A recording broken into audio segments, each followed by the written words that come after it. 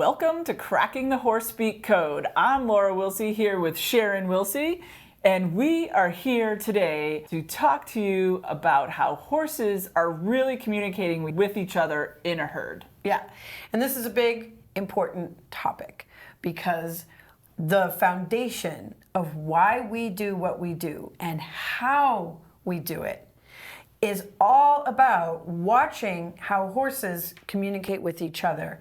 And that includes important topics like, are they assertive or are they aggressive? And the other topic is, what are they trying to create in a healthy horse herd? And what we've discovered is, first of all, in a healthy horse herd, horses are trying to create a family system. Most horses are weaned from their mothers and they go out in the world, and all horses land with other horses. So it's kind of like a big collection of foster kids. And they have to figure out how to create a cohesive system.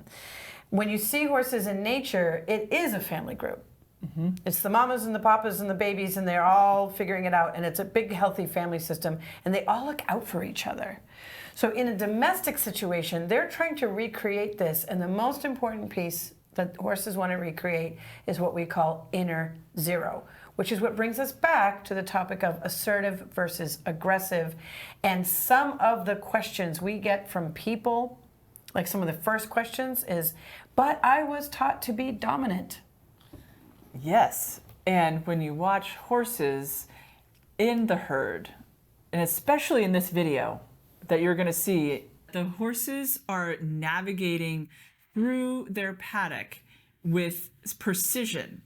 And they are going to say, no thank you to you, Joker horse. No thank you to you. You guys need to go to your corners. And then the mentors are constantly directing and orchestrating these joking type animals. And we'll go over some of the roles in the herd, is what we call it with Horsespeak, on how each player within the herd has a specific role and job. And they might need to assert themselves, or they might just need to stand still and hold space so that the other horses, because Sharon mentioned zero, that's the herd that's at zero is what you want. And so that the ones that are running around, the mentor is standing there at zero, you should follow my lead in calming down. And if the mentor starts running, then you know that there might be something going on. There's a problem out in the wilderness. Right, right. Because again, what we're looking at is, how do domestic horses take the instincts that they were given, coupled with what have they been able to learn about? So did they have good elders and guides and templates to learn from?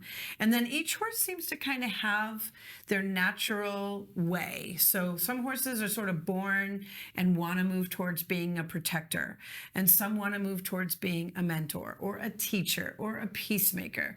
You know, they have these different natural inclinations. And then if they got good exposure, they're going to grow up into one of those roles pretty naturally.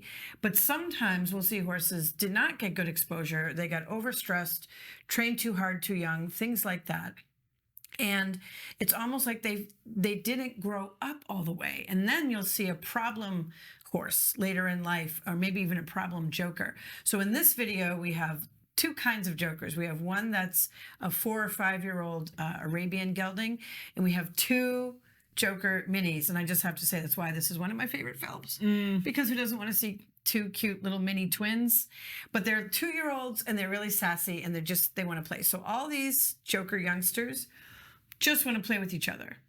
There's nothing wrong with that, but the whole herd is going to be on the go watching out for these youngsters all the time. And so the elders and betters are trying to teach them how to also put a timeout on that and find some inner zero. Because the number one goal is for the horses to have safety and then also protection. So if there's jokers running around, then it's compromising. Like if there was actually a wolf or some kind of predator did come through and they really needed to start running. Which in a domestic setting, we're not saying wolves and predators are coming through, but we've known situations of someone's dog got into a pen and tried to, hurt a horse, or we have heard of bears jumping in. So it's not really, is there a real and imminent threat, but rather that's how horse herds are designed. They're designed to model a certain kind of behavior where there's a peace and quiet on the inside. That way they can rest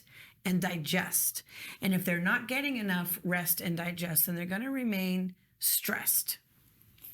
And it's so important that when we are working with a horse, that we take in mind that these animals are looking all the time of their surroundings and where are their friends and where is the water tub, and many different aspects of the environment that they're taking into account. And there are times when horses may not be able to go with you in a quick way because they might be the mentor and they're like, I don't know if I can leave those guys behind. Right. They get worried about it. They do. Right. And so sometimes when we get called into, my horse won't go with me, it's like, okay, so we take into the whole account all the animals, all the horses that are within that paddock, and be like, and start labeling their role in the herd. So therefore we'd be like, okay, this horse is a mentor, teacher, or protector, and that could be a reason why they're going 3 or 5 steps and they need to stop and they turn around and look at the herd to make sure that they're still doing what they should be doing. And that brings us back to the assertive versus aggressive. And so what we'll see, we'll talk about this a little bit later too, but what we'll see is that people have a hard time knowing, how do we apply this in training, right? Because one of the reasons why it's hard to apply something like pressure and release, all right, this is a term in training. You're going to hear the word pressure and release. Nothing wrong with pressure and release technically. The challenge comes from not understanding how to observe the horse processing. And horses have to process information. They take it in, right? But then they have to process it through their body all the way through to all 4 feet. And usually when they have like an aha, they're like, oh, I get it. You'll see something shift in the hind end. Maybe the tail will move, or they kind of cock a hip, or they kind of drop their head up and down. And there's this moment where they go, like when if you're thinking, someone's explaining something to you and you're thinking about it, and all of a sudden you go, I get it. We do that intake of breath and we kind of move our body, and they have a similar thing. Well, a lot of people just, first of all, don't know to look for it. And second of all, don't have enough patience for that. So when you go back in time and you look at the writings of like horse masters or horse whisperers from like even thousands of years ago, like Xenophon, for instance, you're going to see that some of the best in history are always talking about not breaking horses, but gentling them and working with them to build their confidence and trust in a slow, quiet way. There's, I've heard it coming from different places. You're going to get more done at halt and walk than you're ever going to get done at canter, because that's where everybody can slow down and think. So when we're watching this video, obviously these horses are using their own language, and they're using it in a way that's very precise and specific. And so if they need to do a one and done assertive moment, they can. And when they do the one and done assertive moment, it's the exact amount of intensity that's right for the moment, and they drop right back to 0. That's what's important. You'll see that there's a protector, a mentor, a teacher, and when they kind of make a point, they go right back to 0. And that going right back to 0, that's the teachable moment. That's where they say, well done. Yes, and you can see them pausing in the conversation when the mentor comes and talks to the Arabian and says, let's lower your head, let's calm down. And then there's all done, like a swish tail. We're all done with that part of the conversation. Teacher backs him up, which is a really cool moment. Yeah. That teacher horse backing him up using greeting and then bridge of the nose. And then when he has him back up, everything stops. Yeah. And they breathe and they have patience. So for us, learning how to have a better training relationship with horses means being able to develop our eye to see processing and what processing looks like, as well as the patience to be, and also the patience to generate curiosity for us. Like, it's not so boring if we find it fascinating. Right. So we try to do this to make it fascinating. Oh, absolutely. And that's the cool part about knowing and learning the buttons. For example, that's what we call their interactive places on the body of the horse that you'll see specifically in this video, where the muzzle is going toward the shoulder or the cheek. And so that or cheek going towards cheek, or a muzzle going towards sit. Right. So we'll show you a graphic of what those buttons look like. And it's so neat to be able to watch that video. When we suggest to watch it multiple times, because it's only a 6.5 minute clip you're going to see, but there's so much happening. And so you can miss it. And we did a good job. Sharon's great at slowing it down. And here's a teachable moment. But when you're with a horse and you're trying to, what are you saying or doing? You're like, whoa, this is a lot to take in. So that's why it's so neat to be able to have footage to look at with whether you're doing something with your horse or it's a horse on horse communication, because there's so much happening. And I just want to say that we've been studying this now for like 20 years. We've put out 3 books and a DVD. We've got our online academy. We've got people all over the world that have been learning this, because this is all based on solid evidence. So we're not just coming up like, this is my idea. You can see it for yourself.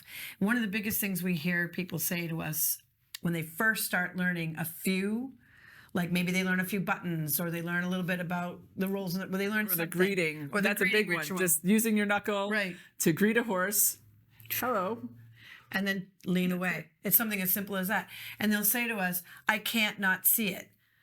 Now that I see it, I can't not see it. I see it everywhere. I see it all the time. And I see horses coming to me going, greet me, greet me, greet me. It's an incredible bridge to cross. Right. And that the horses are really precise. And that is the biggest thing that I think I've learned personally with this language system of Horsespeak, is that there's no accidents and that everything means something is one of our mottos, because they are not just standing in a field.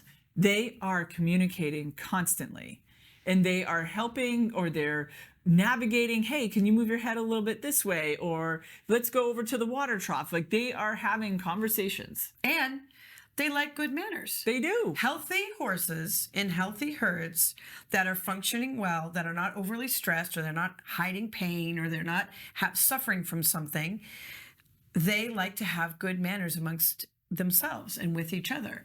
So one of the things you're going to see the elders really coaching the kids is have some manners. And you'll see there's a moment actually hysterical with one of the minis when he jumps up on the mini protect. It's just like, really? There's no manners. You've gone there now? Like, it just shows how they're not zero. They're not zero. They're not zero.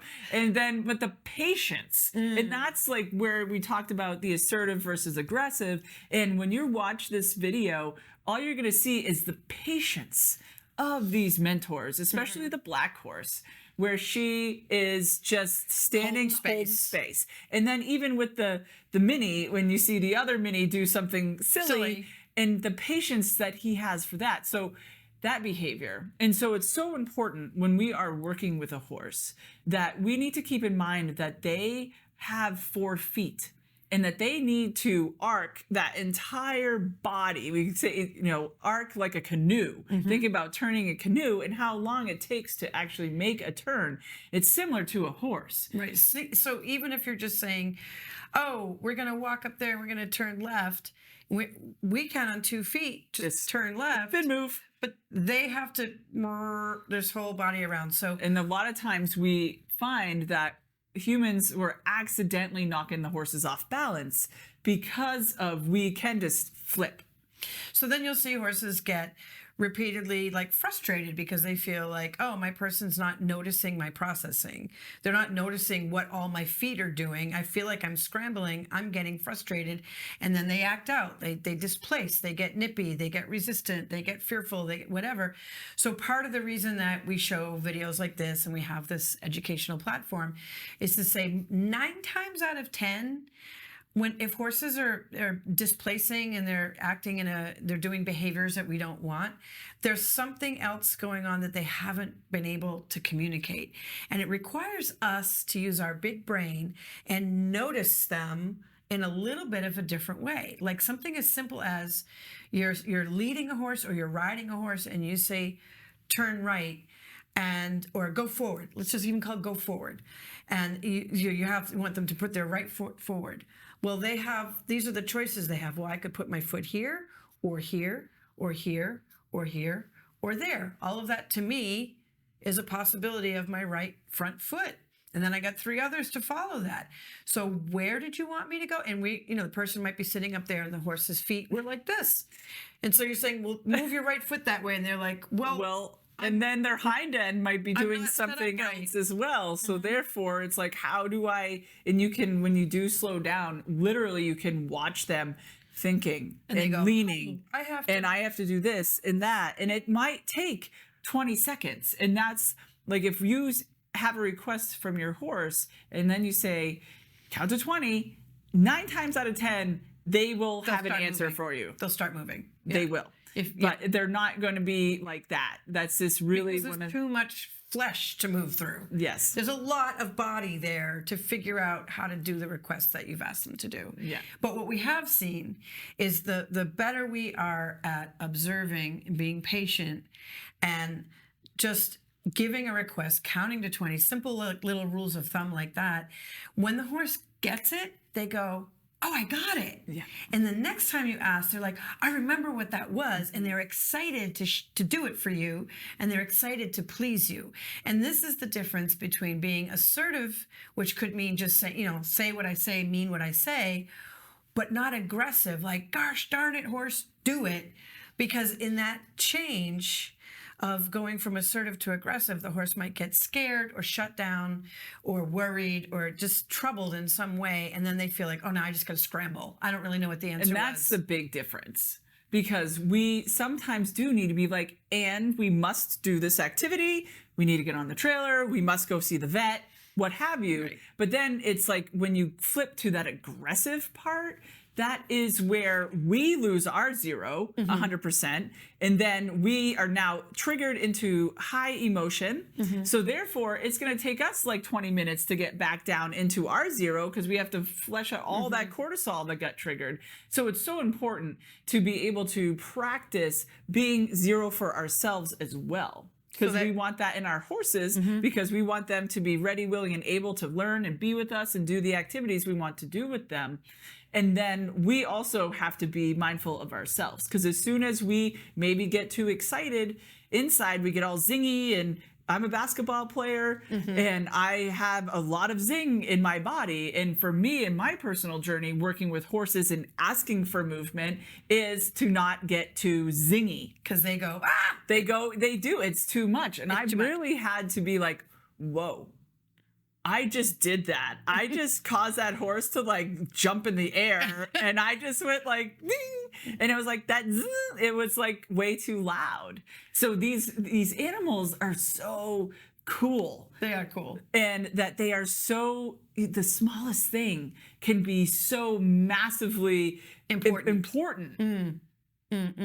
So with this video that's coming up, we're going to see that there are a few moments where one of the leaders does something very assertive, but you're going to notice that there's no harm happening to anyone. And even if the teacher comes in and is kind of chewing on the joker's rump at one moment, that's a button. And what he's doing is saying, you need to sit down, son. You really need to get rid of someone. Like, that's Laura being a basketball player. And that's the teacher coming going, you need to put some of that away. Got a little bit too much zing going on there. And that's really why he's doing it. So as we watch this, again, as Laura said, you're going to want to see this piece a couple of times because there's so many things to look at. This is such a fun video. Yeah. I love this video. All right, so let's roll. Today we're going to talk about roles in the herd. What we've learned is there's many leaders in a healthy herd. It's all about the power of presence, assertiveness versus aggressive dominance. We're going to see that assertiveness here in about 1 second. Here we have this gray horse doing a greeting ritual. Horses have rituals for everything. As he approaches, he's a little bit too much. She says, assertive, one and done.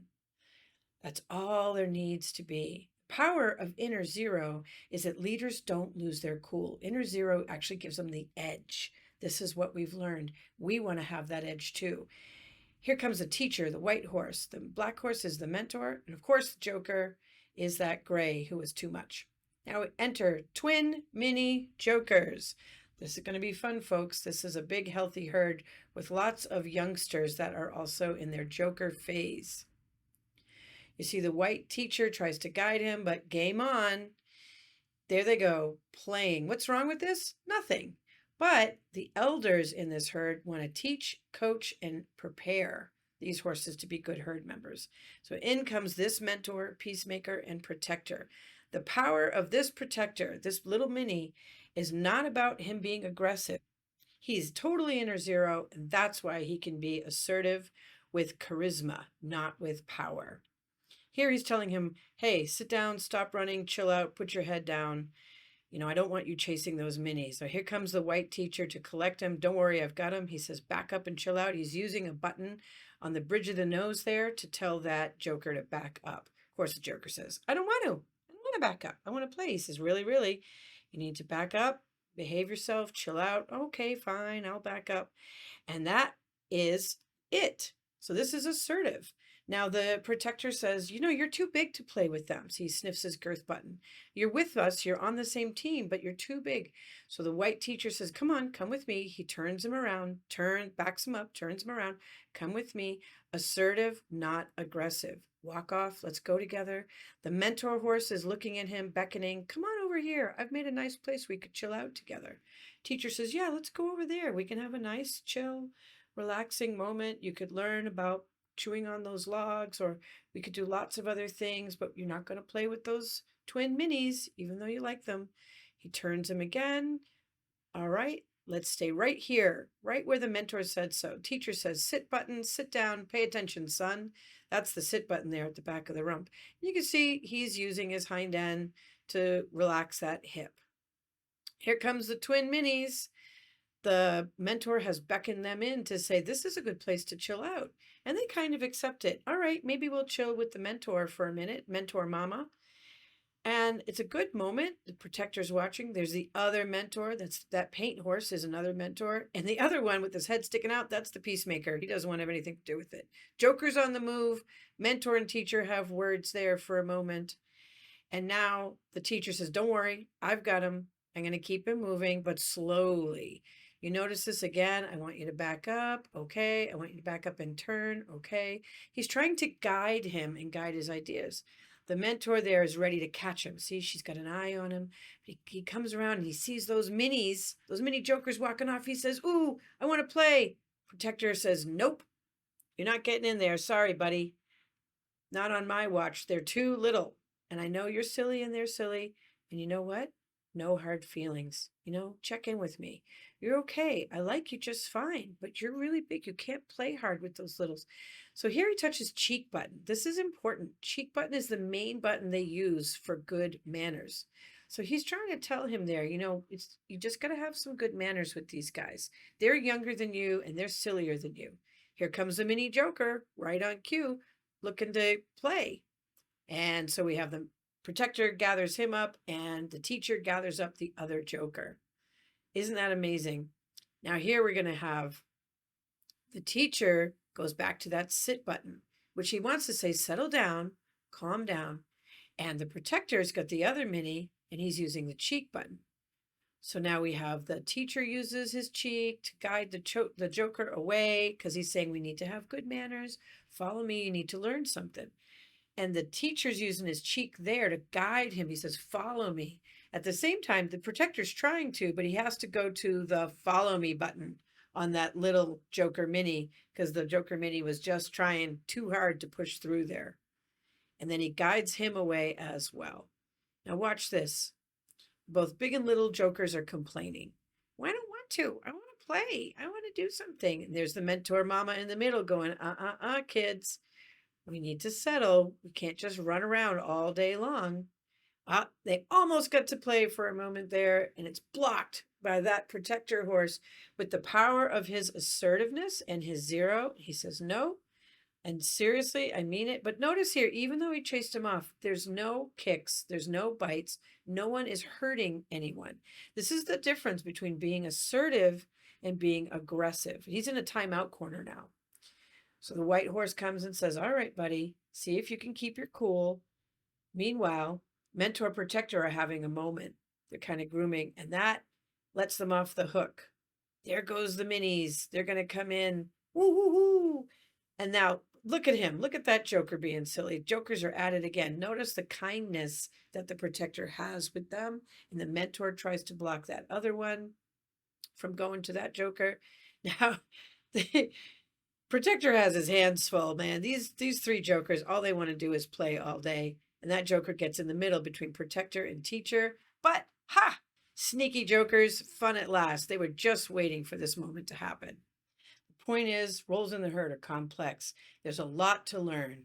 All right. Well, I hope you enjoyed the video. Actually, we hope you enjoyed the video because that is by far one of our favorite herd dynamic videos. It is so fun. So much fun. Especially that last shot. I know. With them running towards the kid like, we win! We get to play! And there's nothing wrong with play. No. You know, all kids play.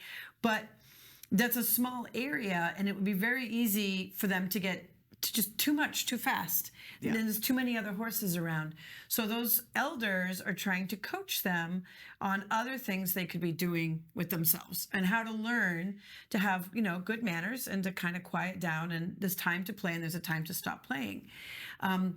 We have seen sometimes horses that are put in together and they can't stop playing. We've known some horses that got moved on to a property and there's a teacher on that property and that young horse and that teacher play all day long. But it's like sometimes we've seen the teacher can't get their point across, and how they like to teach is through play.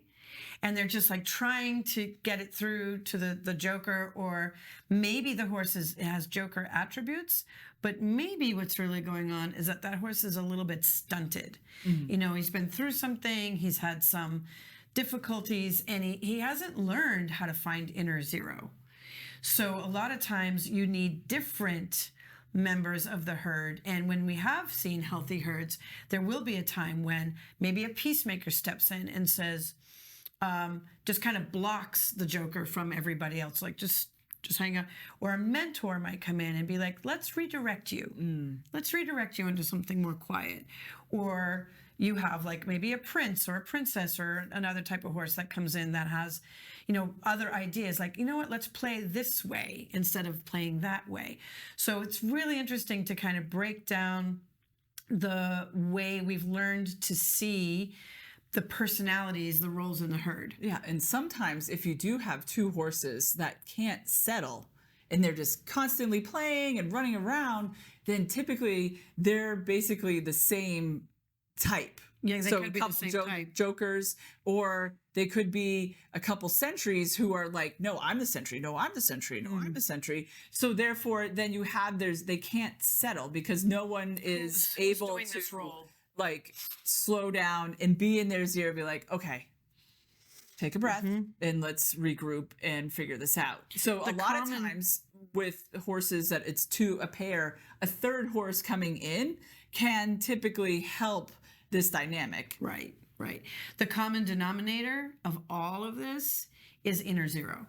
It's the common denominator of any type of horse, any role in the herd. And that's why when we're teaching and coaching, we try to help people find a level of inner zero. It's not inner zombie. You're not dull.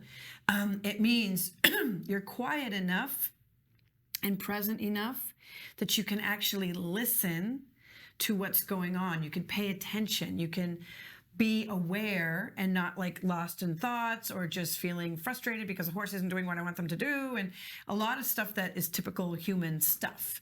And why we wanted to show this video and really focus on assertive versus aggressive is there's moments in this video where there's somebody gets loud, somebody's very assertive about something, but it's really one and done. And they don't hurt each other. No, especially that moment where the mini mentor comes off the fence line and cuts off the Arabian. Like that was the first few seconds. Yeah. And that was like, we call it laser beam eyes. And he's like, yeah. And this goes right over. But when he walks to him, doesn't bite him. He doesn't do any kind of aggression. He's like, hey, what's going on? And as he sniffs down what we call the buttons on that Arabian, the Arabian drops his head because that's what the protector's saying. Hey, buddy, cool your jets. And the Arabian goes, okay. And therefore, because he listens, then he can come up and sniff what we call the girth button, which is like, we're on the same team. Yeah. We're together. I just need you to calm down. So it's very interesting to see the interaction between the bubbles of personal space around the horses, the circles and arcs that they make, how they line up their movement patterns, the spots on the body that they specifically talk to have different meaning, and as well as the roles in the herd, and then let alone what we call the chessboard itself, which is how this particular paddock is set up with the places to go. And, there's like the timeout trees, and there's a lot of things going on. Why we call it the chessboard is you may not necessarily play chess, but most of us are aware that there are different players on the board and they all have specific movements they can do: forward, backward, diagonal. And so there's rules to that. And so then it's a strategy. Right. And so then with the horses, it's similar because they are also strategizing. Right. And you can see that watching this video where you're seeing that Minnie also comes from another angle and cuts off that Arabian too. From 15 feet away or whatever. So it's just so fascinating. And then the trees play a different role, the water tub, the gates. And the mentors. And this is why the mentors don't move too much. Right. Because their job is to hold a square, hold a position. And whenever those horses go into that area, that's what the meaning or the intention is of the space the mentor is holding. So for humans, sometimes we try to ride a mentor type horse and we're like, gosh, this horse is a plug. They don't want to move too much. But from their perspective, they're like, right, because I'm holding a square. I'm keeping everybody else calm. And that's just sometimes how they function even with us. Yeah. And with that being said, there's, talk about in the industry about, oh, that horse is, that's the alpha horse. And typically, meaning like a dominant, aggressive horse. And what that typically is the joker, who is not zero, and he's moving everybody around, or a horse who's displacing. Right.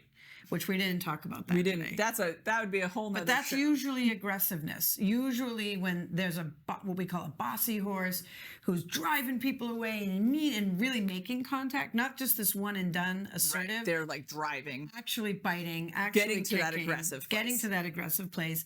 There's something that's getting displaced. There's usually a lot of times it's physical. One of a couple of things underneath. Yeah. Right? Physical pain, number one thing. There's so much subclinical stuff that can be going on with a horse that's not, three-legged lame, but subclinically they have, a sore shoulder, they have their pole is sore, their pelvis teeth is sore. are wrong, or just like us, we wake up and we may be like, why is my neck killing me this morning? I took a funny step and my knee hurt. Yeah, you got out of bed and fell out of bed, So it's like similarly for the horses, there's stuff that if they're outside over the night or even in a stall overnight or any time of day, they can slip, fall, run into something, hit their head. Overuse it during a training session? Yeah, there's so many different reasons why a horse would have some kind of ache or pain. Right. And so it's just, when we look at a herd dynamic, we're saying, how interesting that horse is doing that thing. Right. That one's doing this behavior. Let's kind of figure out why. Let's look at the whole thing and evaluate all of the pieces. Yeah, and so if you want to learn more about Horsespeak and go deeper into the different topics that we've covered, you can visit our website, SharonWilsie.com, and you can find, we have online webinars, we have online courses, we actually have a weekly club where this is what we do. Like you witnessed today on this video, we analyze our members' videos. So then you could send in your own personal video and we do stop action, and whether you're with your horse or Sometimes it's frame by frame. this is actually yeah, exactly. And this particular video is from our club, and this is out in Europe, this video. So it's just so neat to be able to meet a worldwide community on the Horsespeak Club, where our members are the stars. So we look forward to seeing you next time at Cracking the Horsespeak Code. See ya. Take care.